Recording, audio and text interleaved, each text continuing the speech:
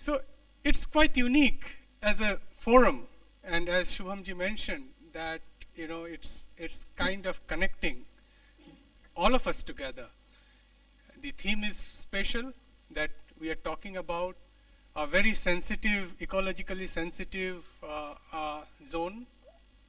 We are also talking about people who are in these places. Because of the terrain, there is some difficulty. But again, there is hope. We are celebrating the 75 years of our independence, Azadi Ka Amrit Mahotsav. And as it goes, we are looking forward. It is not a 5-year plan period anymore. We are looking much ahead, when India would be 100. And as Prime Minister says, Amrit Kal.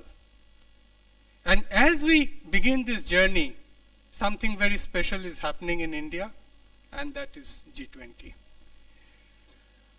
But before going further, let me pay my deep respects and regard to the Honorable Vice Chancellor of this great institution in a very beautiful state for hosting all of us here in this very beautiful campus. I am deeply grateful to Shyam Parandaji for this kind invitation, for giving me this opportunity to be with you all.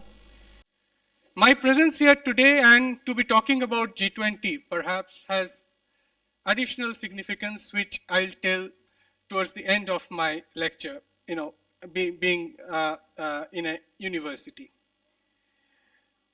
Now, some of you, I'm now talking to the rows that are behind, students, who are the future, the youth, and then we are trying to connect with the narratives that are outside. Our thinking now has to expand. We have to think global. And when we are thinking global, we have to also understand and try to interpret what others think, what others think about themselves, and what others think about us. Because this basics is very important for us to develop our own strategies on how we interact with the world.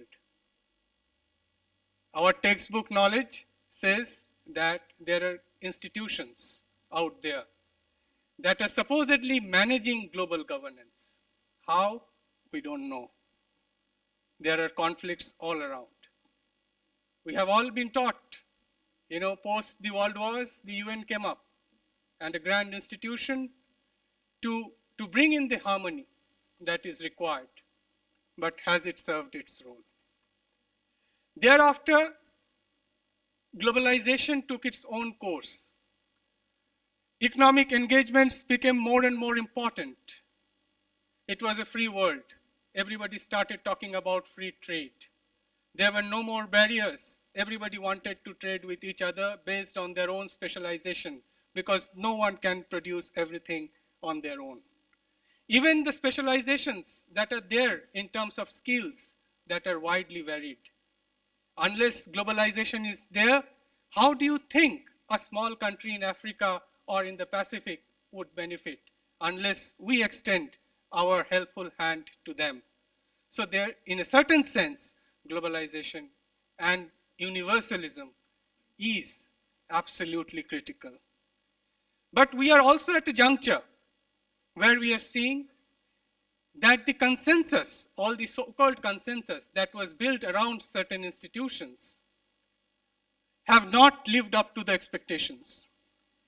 It is clear from the deliveries that we see from something that is called the World Trade Organization. It is also clear, when the COVID struck, everybody was concerned about what WHO is doing, whether their response was adequate, whether their response was timely, whether there could have been better means to save the world from this ravaging pandemic.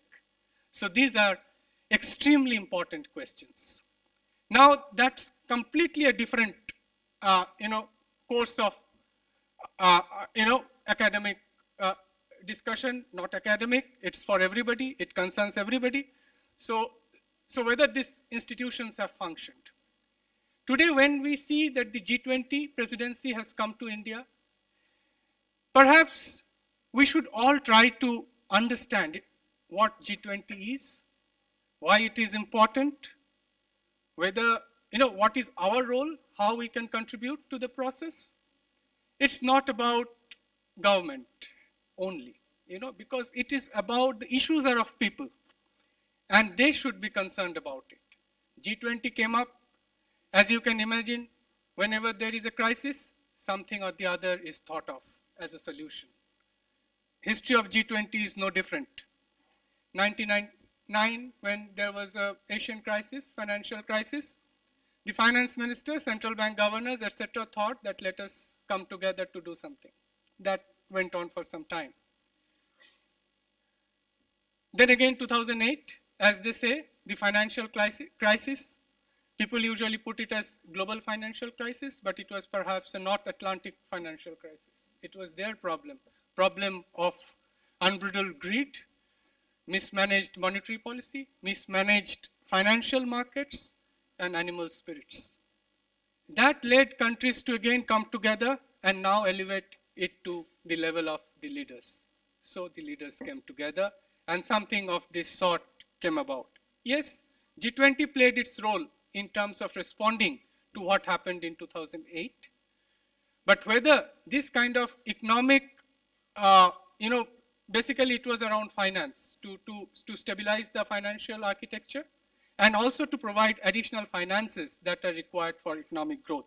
It had very little role initially in terms of how development would look like or how, the other areas that are supportive of development need to be tackled, including peace and security, etc., which was perhaps more, again, within the purview of the UN. So that went on for some time. And G20 played some role in trying to respond to the problems that are there. There have been problems of tax erosions, tax moving away from countries. You hear, how small countries are,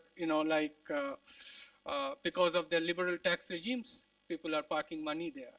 It's a problem for India. It's a problem for many small countries. They don't have the negotiating power to put a stop on these things. So there are issues of common concern, nobody can deny, and it has to be dealt with the economic powers, because when these 20 countries, that includes the European Union in total, so the entire Europe is on the table, but only one country from Africa is there. So that is the imbalance we are talking about, but given it is, G20 is perhaps the most powerful economic forum where to date all leaders, all those powerful leaders has to come together to discuss, at least bring some amount of consensus in how to respond to the crises that are there. In other platforms, you don't see so many world leaders coming together at one point and trying to. So there is also element, whatever you see about in the news, there is some Sherpa is going there, Sherpa is talking something, some other official is going, somebody is negotiating, etc., because there are so many tracks under G20. So the Agriculture Ministry has a track. So the finance ministers and the finance ministry, they discuss their issues there. The Ministry of External Affairs, there is a responsibility with them in terms of the development working group. They do those things. But a critical element is also about the leaders coming together. That's what makes G20 very important, because leaders have to come together. There has to be a declaration and a communique where they highlight their concerns about economics, about geopolitics, about development, about future, about environment, about climate change.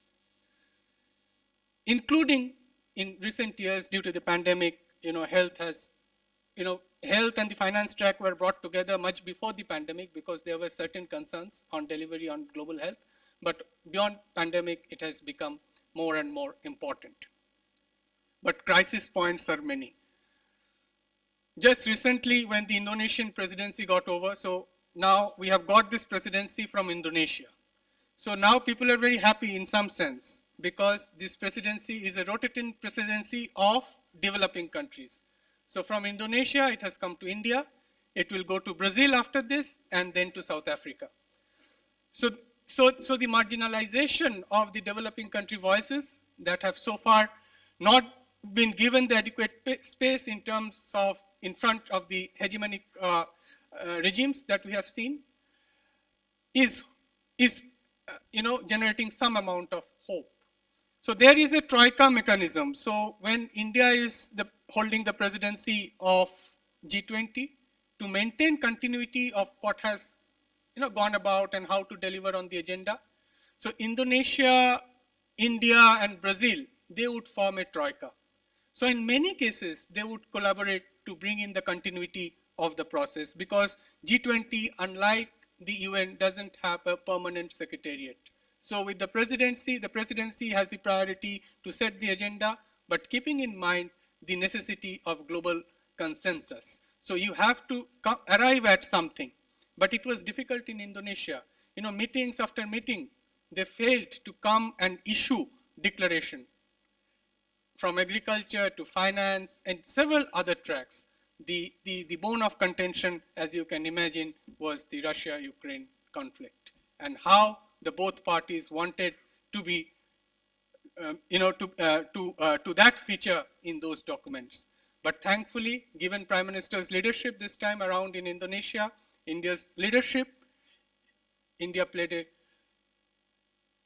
instrumental role, I must say, in helping Indonesia come out with this outcome, this declaration. Because Prime Minister's message of this is not an era of war is something that resonated well across countries. So now the responsibility has come to India. And India, as you can imagine, as Shubhamji said, that starting with the unveiling of the logo, which has its own unique features, something that has been made very clear is that this process would not be a Delhi-centric process.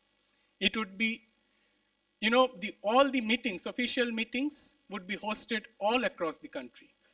And what makes G20 special is also because over these years, people thought that the issues are very, very complex. So governments alone cannot solve this. So they need to co-opt people from beyond the government. So they need to bring in the think tanks, they need to bring in the civil society, they need to bring in the youth, they need to bring in people who deal with urbanization issues, they need to bring in people who are focused on gender issues. So they have these engagement groups. So some engagement group is called Think Tank 20, some is called Civil 20, some is called Women 20, Urban 20, Youth 20, etc., etc. So there are 11 engagement groups. India has added one more, Startup 20. Because for India, entrepreneurial spirit is very important because that is the way forward for our young people. And that has been made absolutely clear. It is also the vision of the Prime Minister. But only yesterday, I was with a very distinguished professor from the University of Michigan. And he was saying how in their university, in their course curriculum, everybody has to take a minor on entrepreneurship. So each student, it is not about doing an MBA, but those who pass out from the university has to do a minor on entrepreneurship. So when they come out of the university, they can make the adequate choices that they have in terms of the livelihood choices. So my intention is not to go into very elaborate speech at this point. We are all on the same boat. We want to, see how India plays its role. We know the troubles that are there at this point. The troubles have not gone. We are hopeful. Prime Minister has said that this would be an ambitious, action-oriented, presidency of the G20. But we know that the geopolitics is still not favorable. So we have to be very, very careful. But having said this, what all India is likely to focus in its presidency? What are the issues that India is thinking of? First of all, something is very clear. We want to bring in consensus. We want to bring in harmony. We want to overcome the conflict. We want to overcome the confrontations that are there. And that is why the motto of the presidency is one earth, one family, and one future. So the impact of oneness, the universalism, the message should come from India, and it is for our negotiators to also get it drafted in the documents that they are negotiating. So that is the first point. The present development models are highly unsustainable. So India has flagged this. There are limits to economic growth.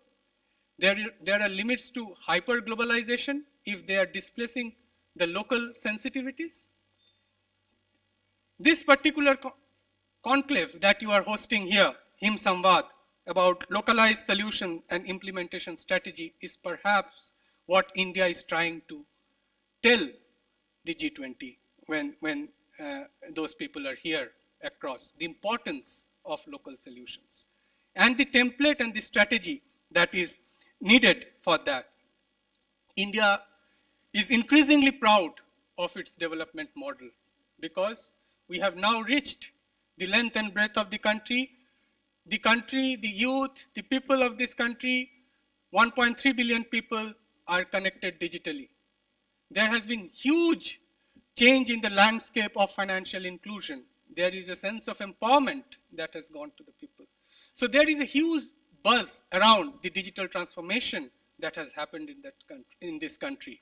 But we must go beyond in terms of highlighting the other solutions, the other ingenuity, the other uniqueness, and the other features that we have. It is also important to highlight the crisis in the achievement of the SDGs. So India is placing SDGs firmly on its agenda. Why? First of all, India is confident that in the last 5-6 years, we have done at least something in terms of having the implementation strategy, the localization strategy, the monitoring and evaluation processes, etc. on the ground. But we are deeply concerned that it is not about one country. The world has to achieve the SDGs. All countries have to achieve the SDGs, but finances are not available for that. So how do you bring in the additional resources that are needed for achievement of the SDGs? That is going to be a clear pointer to what India is trying to achieve through its presidency. They are looking at some of the earlier strategies as part of the G20 that are there, including the action plan. It also connects with the need of climate finance, the additional climate finance that is required. So India is very much looking at some of these issues that solid and concrete deliverables on these lines should be achieved at the end of the presidency. We should also take note of the fact that once we are saying that the finances are not available on the table, but you see that countries are taking unilateral initiatives across the globe in terms of securing their geopolitical positions, and they do shell out resources, but there is no harmonized way of bringing the resources on table where it should go. Prime Minister has, given out this slogan on life, lifestyle for environment. That is definitely going to guide the presidency. That is definitely going to guide the deliverables of this presidency. And finally, as I was saying, that G20, the process itself, has tried to reach out to all the stakeholders. And one thing that has happened very unique, although it is not part of the official list of engagement groups of the G20, but Prime Minister said that our presidency year should begin by connecting with the youth. And that's why something called the University Connect, G20 University Connect, has been launched.